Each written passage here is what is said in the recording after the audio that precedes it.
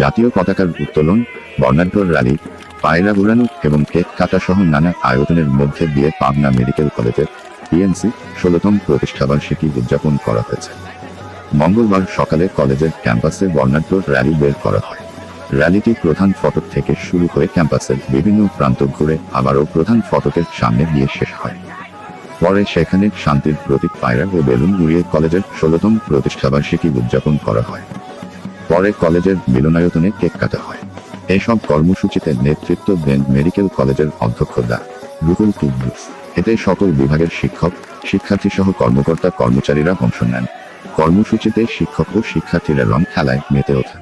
একে অপরকে রং মেখে উৎসবমুখরভাবে প্রতিষ্ঠাবার্ষিকী উদযাপন করেন তারা। এ সময় পাবনা মেডিকেল কলেজ শিক্ষক সমিতির সভাপতি ডা. আক্তারুল আলম আজাদ, সাধারণ সম্পাদক ডা. সিরাজুল ইসলাম শুভ সহ শিক্ষক সমিতির সকল সদস্যবৃন্দ উপস্থিত ছিলেন। 24 পাবনা।